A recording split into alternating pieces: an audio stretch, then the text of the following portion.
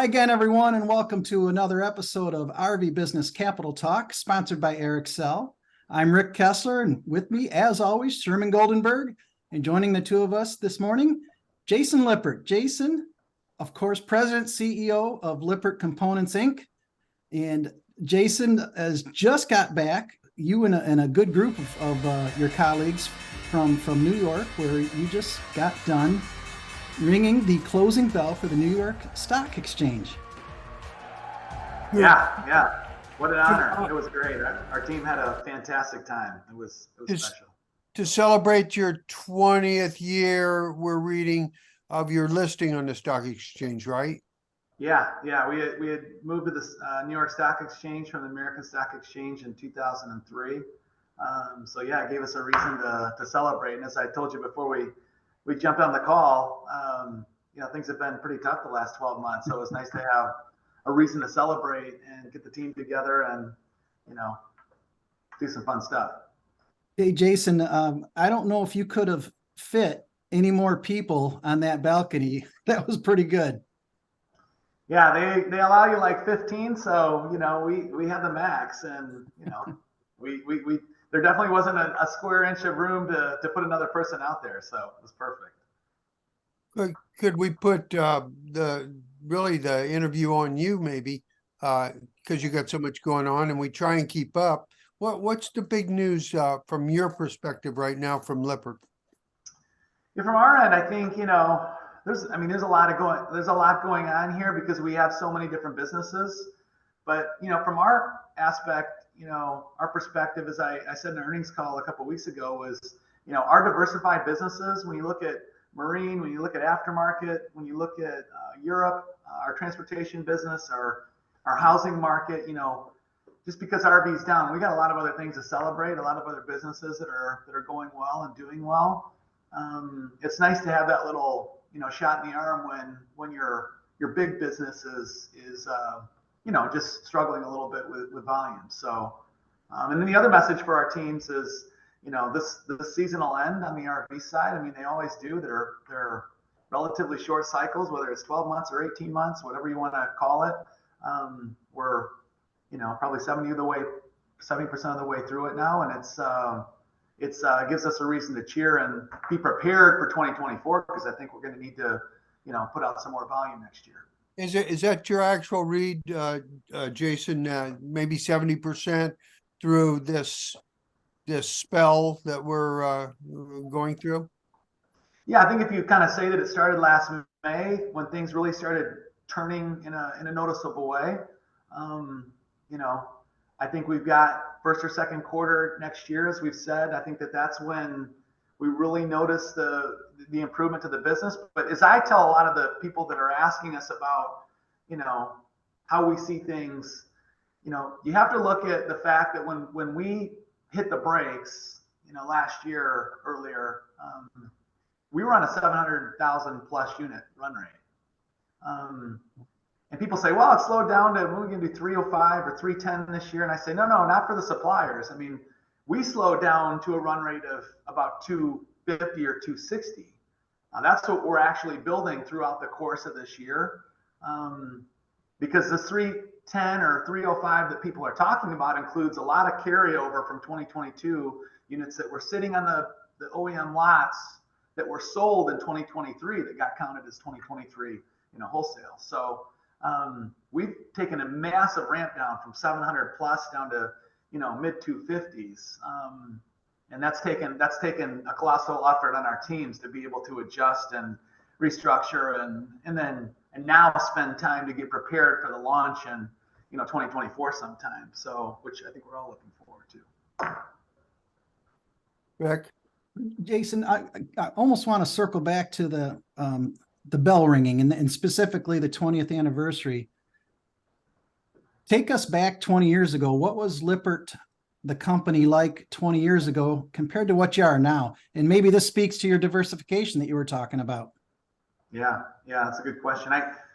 20 years ago, I think we were right around 500 million in total revenues. We eclipsed 5 billion last year. So we've been on quite a growth, trajectory over the last couple of decades.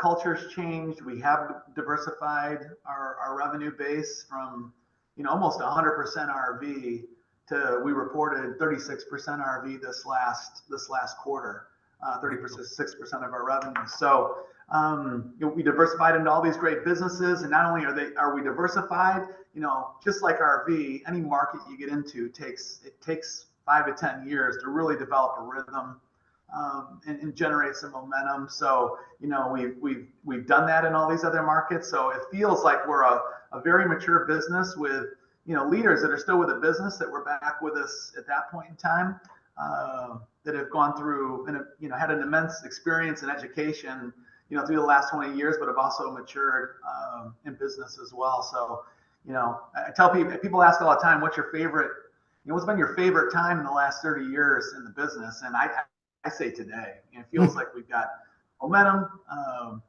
We've generated a lot of new businesses and innovative products, and we're just diverse in from culture to the way we innovate products to the businesses that we have and the experience level of people and the amount of people that are staying with the business. It's just, I think we're set for our best years ahead. As we glance quickly at those other market niches that your company has expanded into, what's the most interesting right now? And I think I'm trying to lead you into marine.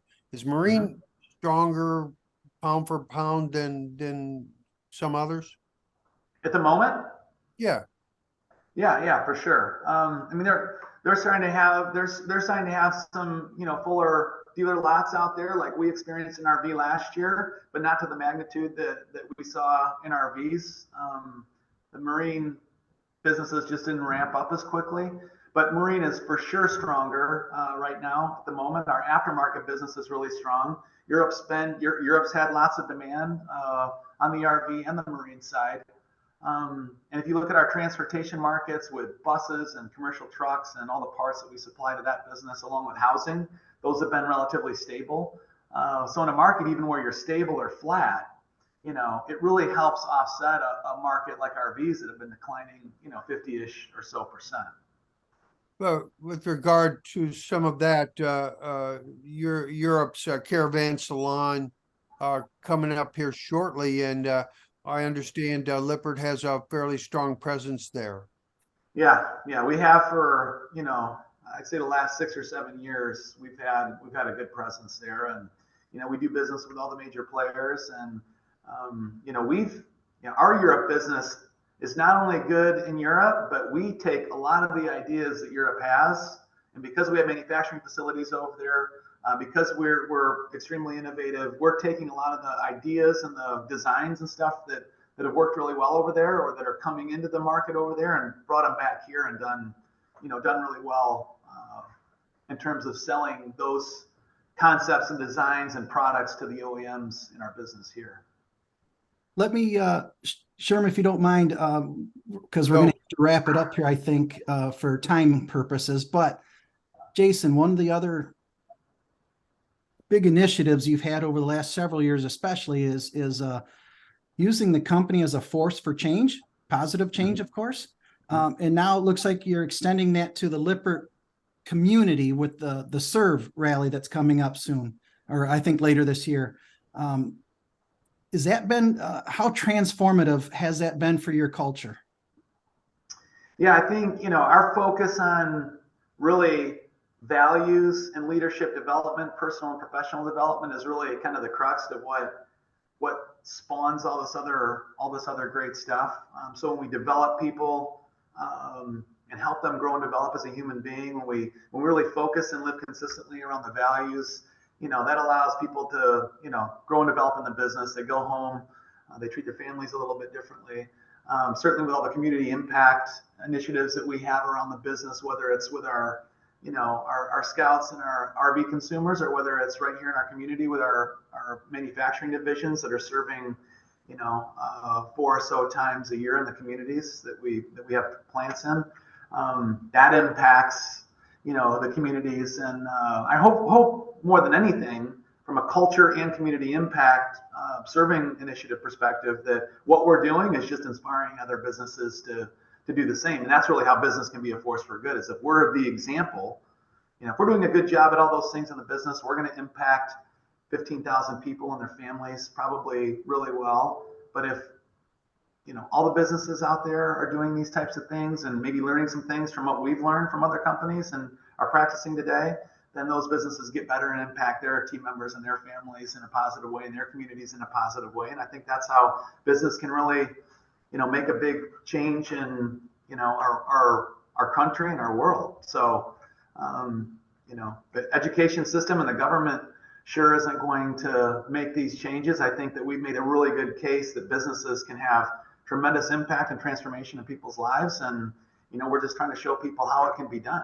And it's really not that hard. It just takes a lot of, focus and intention.